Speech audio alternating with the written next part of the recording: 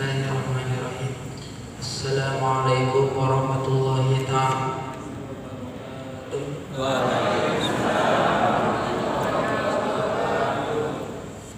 Alhamdulillahi rabbil alamin, wassalatu wassalamu ala wal mursalin wa ala alihi wa sahbihi ajma'in. Qala Allah ta'ala fil Qur'anil azizil karim, a'udzu billahi samii'il 'aliim minasy syaithanir rajim. Bismillahirrahmanirrahim. Rabbi shrah li sadri wa yassir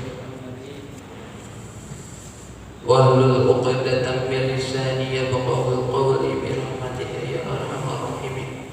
Wa qala aidan an-nabi sallallahu alaihi wasallam, talabul ilmi faridatun ala kulli muslimin wal muslimat. Al-hadis. Pertama-tama, tiada yang paling utama, mari kita panjatkan puja kehadirat yang maha mulia, yaitu Allah Subhanahu wa ta'ala. Puji mari kita sanjungkan untuk yang maha suci, yaitu Allahu Rabbi Rabbul Izzati. Salawat bertangkaikan salam berakarkan kecintaan kita semoga selalu tercurah limpahkan kepada baginda alam yani habibana wa nabiyana wa maulana Muhammad sallallahu alaihi wasallam. Alhamdulillah, alhamdulillah, alhamdulillah. Segala puji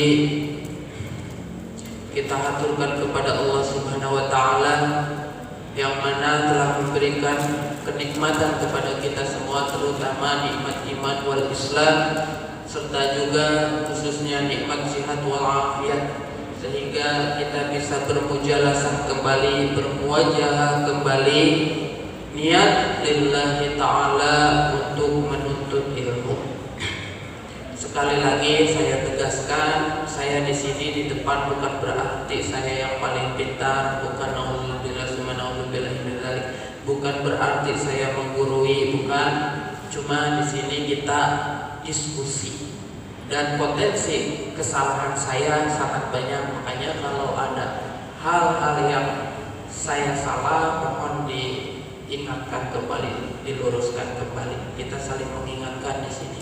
Kita diskusi di sini, forumnya forum diskusi, bukan forum untuk mengajarkan, karena sadar akan diri ini dengan kompetensinya yang terbatas. Mungkin di sini juga ada yang lebih berkompeten dari saya untuk menyampaikan, hanya saja belum ada kesempatan. Monggo diaturkan untuk menjadi pengganti saya pada saya gitu. Di sini mungkin untuk pertama karena saya yang ininya bukan, saya juga masih, apalagi dalam kajian fikih itu sangat luas, banyak makalah-makalahnya gitu. Jadi literaturnya itu fikih itu sangat luas. Jadi makanya ketika kita menemui hukum A di suatu majelis, ketemu di majelis B hukumnya berbeda gitu. Memang hukumnya fikih itu fleksibel, tidak toh kayak tauhid. Kalau tauhid kan Allahu Ahad, Allah itu satu, yang mau kemana-mana juga ngaji tetap Allahu Ahad gitu. Beda dengan fikih. Fikih kita mazhab aja punya 4, ada 4 mazhabul arba'ah. Kita masuk misal ke Imam Asy-Syafi'i, dalam suatu konteks bahasan kitab, dalam mazhab Imam Syafi'i pun ada makalah-makalah ulama yang berbeda pendapat. Misal ada makalah Syekh Nawawi Al-Bantani, ada lagi makalah Imam Ar-Rafi'i. Kadang itu berbeda, itu dalam satu mazhab. Nah, cuma di sini kita ambil kesimpulannya, kita itu jangan pernah menjadi orang yang fanatis dalam keilmuan, terutama fikih. Apalagi sampai menyalah-nyalahkan orang karena kita ngerasa udah ngaji, terus ketemu dengan satu guru misalkan di luar sana beda lagi gitu. Wah, ini salah, ini tidak sesuai dengan yang saya aji dan saya ngaji. Tidak seperti itu. Kalau ada perbedaan, mari kita bertabayun, karena akhlak Rasulullah seperti itu. Dan memang apalagi dalam konteks fikih itu sangat luar biasa luasnya gitu. Jadi sekali lagi jangan pernah menanamkan jiwa fanatisme dalam keilmuan. Karena apa? Ketika kita mempunyai jiwa fanatisme dalam suatu keilmuan, ada potensi sombong dalam hati. Ngerasa gua udah bisa gitu bahasa kerennya. Lu salah. Gua ngelakuin ibadah udah ada referensinya nih. Menurut kitab ini kayak gini, kayak gini, kayak gini. Jadi kemuliaan menurut Allah itu bukan orang yang paling pintar. Karena saya menemukan bukan di sini beberapa orang kadang kalau sudah berilmu itu mudah menyalahkan orang lain. Yang lebih parah sudah tidak tahu referensinya, tidak tahu dalilnya, hanya tahu dari kuping ke kuping, dari mulut ke mulut, gampang menyalahkan orang lain. Lu ahli neraka, lu bid'ah, masya Allah. Apa bapak itu panitia surga ya?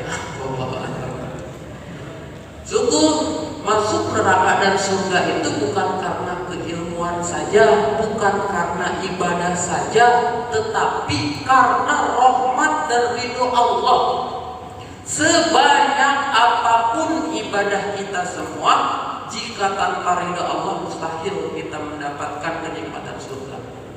Secanggih apapun otak kita, misal otak kita IQ-nya sama-sama kayak Albert Einstein dan digunakan untuk menghafal kitab-kitab karangan para alim ulama, kalau tanpa ridho Allah kita tidak mungkin bisa menikmati kenikmatan surga yang telah Allah sediakan untuk siapa? Uiddat lil muttaqin. Surga itu telah ada, sekarang juga ada dan disediakan uiddat lil muttaqin. Dalam Al-Qur'an kan seperti itu. Disediakan untuk orang yang bertakwa. Dan kita tahu makna daripada definisi takwa itu apa? Imtisalu awamirillah wa jatinabu nawahi, yaitu melaksanakan daripada perintah-perintah Allah dan menjauhi segala larangan Allah. Apa itu perintah Allah? Salah satunya ngaji. Makanya dalam hadis thalabul ilmi faridotun, fardu. Fardu itu sinonimnya adalah wajib. Wajib itu sinonimnya adalah kudu. Tidak boleh tidak selagi kita bisa. Sampai kapan? Minal mahdi ilal mahdi. Tidak ada batasan kita untuk mencari ilmu, diwajibkannya. Minal mahdi dari buayan ibu ilal lahdi sampai ke liang lahat. Dalam arti kita selama masih hidup, maka kita sejujurnya kita itu harus menyempatkan untuk taklim. Bukan hanya karena kita ingin berpengetahuan, tapi menggugurkan kewajiban kita sebagai umat muslim dan muslimah. Karena kan di sana konteksnya dalam hadis fardhun 'ala kulli muslimin wal muslimah. Kalau ente semua gitu, kita semua mengaku beragama Islam, maka taklim itu fardu untuk mencari ilmu. Kalau mengaku benar Islam, makanya sebisa mungkin walaupun kita sibuk dengan aktivitas kita, dengan aliyah duniawiyahnya, dengan kerjaannya, dengan keluarganya, mungkin di luar sana dengan profesi lainnya, dengan jabatannya, tidak menjadikan pembatalan dalam kewajiban mencari ilmu. Sekalipun ahlul ilmi, para aulia, para wali Allah, walaupun ilmunya sudah masya Allah tabarakallah banyak dan juga mendapatkan kemuliaan dari Allah, justru lebih semangat dari kita dalam mencari ilmu. Dan dalam konteks mencari ilmu itu, kalau untuk memulainya gampang, yang susah itu mempertahankannya. Makanya ada bahasa al-istiqomatu khairu min alfi karomah, bahwa istiqomah itu lebih baik daripada 1000 karomah. Istiqomah itu luar biasa. Istiqomah itu literaturnya kita bisa maknai sebagai kesetiaan. Orang yang istiqomah ngajinya itu sudah dipastikan dia kesetiaannya. Kalau gak percaya silakan dicoba. Tuh ada Mas Rudi pasti setia. Soalnya setiap saya misi kajian dimanapun pasti nongol buka Mas Rudi. Semoga Allah menjadi saksi Mas Rudi di yaumil qiyamah itu selalu hadir dan mendapatkan ridhonya dan semuanya gitu. Seperti itu. Jadi keistiqomahan kita diuji. Nah, saya itu kan melihat sekarang agak sedikit. Nah, berarti ini yang datang sekarang itu yang Allah pilih. Karena dalam hal keilmuan itu tidak bisa dipaksakan dan kita tidak bisa memaksakan. Itu adalah iradat Allah yang menggetarkan hati manusia untuk jalan ke suatu majelis dan menuntut ilmu. Dan yang namanya taufik hidayah itu tidak bisa diminta, itu hak prerogatif Allah.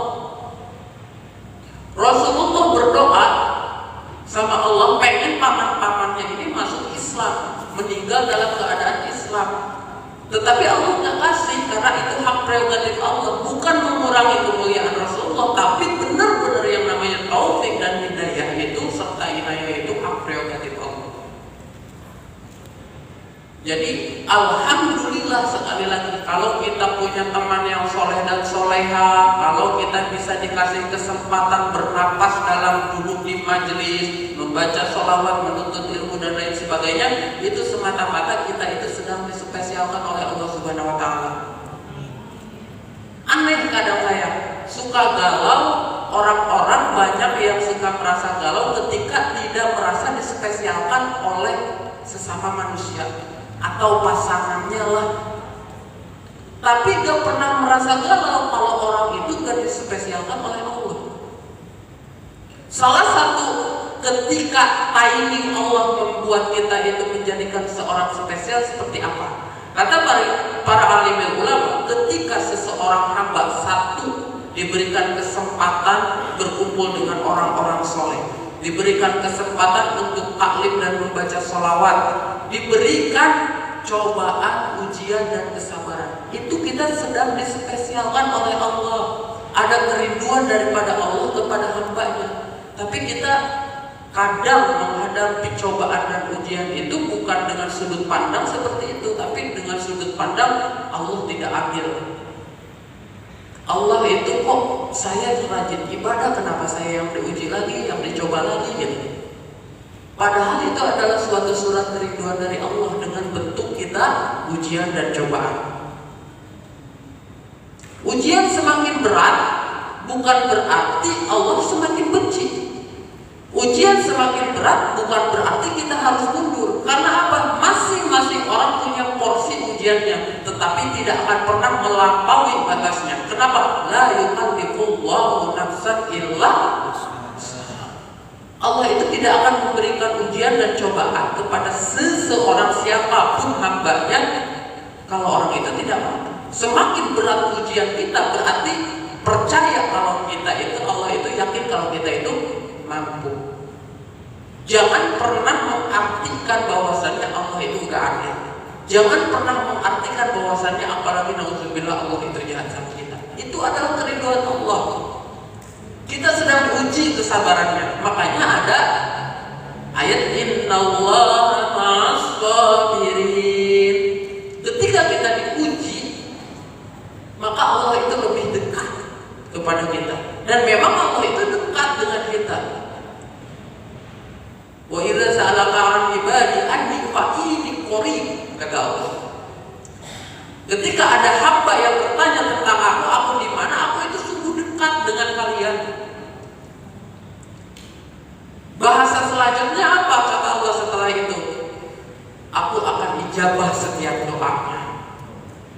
Maka ketika kita diposisikan diuji oleh Allah, banyak-banyak doa sama Allah. Karena menurut para ulama di sanalah momentum doa kita mustajab. Ketika kita sakit, ketika kita diberikan ujian, ketika kita diuji daripada emosional kita untuk bisa menahan, diuji daripada kesedihan kita untuk tidak terlalu sedih, itu adalah kerinduan dan kasih sayang dari Allah. Bahkan ada wali Allah, ya Allah saya pengen sakit, ya Allah berikan saya ujian, karena dia tahu makna daripada ujian, dan ketika dia harus dituntut kesabaran dengan suatu keadaan, di situ Allah dekat. Maka dia tidak menghiraukan dunianya. Dia yang difokuskan adalah bagaimana Tuhan dekat dengan saya. Karena itu adalah suatu poin yang lebih baik dari poin apapun. Dunia dan seisinya gak ada apa-apa dibandingkan Allah dekat dengan kita, mendapatkan syafaat Rasulullah. Mudah-mudahan kita semua yang ada di sini mendapatkan ridho Allah Subhanahu wa taala, kasih sayang Allah Subhanahu wa taala, diistiqomahkan hati kita dalam kebaikan, kebajikan dan ibadah taat kepada Allah dan Rasulnya. Amin ya Allah ya Rabbal alamin. Ini openingnya motivasi dulu ya, buat sama-sama kita punya giroh, punya semangat untuk tetap belajar gitu. Karena belajar itu bukan hanya ingin mencari tahu tentang sesuatu hal, melainkan belajar itu khususnya konteks agama itu adalah kewajiban bagi kita semua gitu. Dan orang yang mencari ilmu, orang yang sudah alim, itu Allah akan berikan kebahagiaan sa'adatain, yaitu dua kebahagiaan, sa'adatu fid dunya wa sa'adatu fil akhirah, yaitu kebahagiaan di dunia dan kebahagiaan di akhirat gitu. Makanya kan ada hadis, man arada dunya fa'alaihi bil ilmi wa man arada al akhirah fa'alaihi bil ilmi wa man aradahuma fa'alaihi bil ilmi. Siapa yang menginginkan perkara dunia, maka itu kuncinya dengan ilmu. Siapa yang menginginkan perkara akhirat, maka kuncinya dengan ilmu. Siapa yang menginginkan perkara keduanya, maka dengan ilmu, dan ilmu. Dan orang yang berilmu itu luar biasa keutamaannya. Bahkan diibaratkan dalam suatu hadis itu seperti bulan purnama di antara bintang-bintang. Saking bercahayanya, saking utamanya ya. Makanya jangan heran kita kalau sowan kepada robo yai gitu, para pimpinan pondok pesantren yang ikhlas tulus kepada santrinya. Kadang kita suka, kalau bahasa zaman now, ada inner beauty-nya gitu. Ada pancaran cahaya dari mukanya. Itu kenapa? Karena memang seperti itu. Dalam hadis pun dinyatakan bahwasanya secara fisikalnya pun seperti itu gitu. Dan secara ukhrawinya udah pasti. Secara fisikalnya pun kalau orang rajin tahajud, rajin wudu, gitu, tajridul wudu, mudawamah kepada wudunya, itu ada inner beauty. Gak usah pakai repot-repot pakai skincarean dulu gitu. Cukup dengan tahajud, cukup dengan berwudu, itu insya Allah ada inner beauty yang keluar, ada pancaran cahaya kesoleh dan kesolehan daripada alimul ulama. Mudah-mudahan kita mendapatkan hal itu. Dan ketika di yaumil qiyamah itu akan kembali muncul inner beauty-nya. Jadi kalau inner beauty karena soleh dan soleha itu bukan hanya di dunia. Kalau karena skincare kan cuma di dunia doang, belum pasti kalau udah meninggal di akhirat gitu. Makanya kita kalau dalam berwudu kan apa doanya? Allahumma ba'id wajhi yauma tabwadu wujuh wa taswadu wujuh. Allahumma ya Allah, baik putihkanlah wajhi, wajahku, wa taswadu yauma taswadu wujuh. Kan itu doa. Ya Allah, putihkanlah wajahku, di mana ketika di hari kebangkitan nanti, di saat diputihkannya orang-orang soleh, mukanya bersinar-sinar, dan di saat hitam kelakannya orang-orang yang dimurkai oleh Allah. Jadi walaupun sekarang misalkan maaf gitu, di dunianya gak terlalu bening, tapi entah di akhirat ketika di hari kebangkitan, kalau punya amaliyahnya bagus, kalau soleh, itu akan mengalahkan yang lain gitu.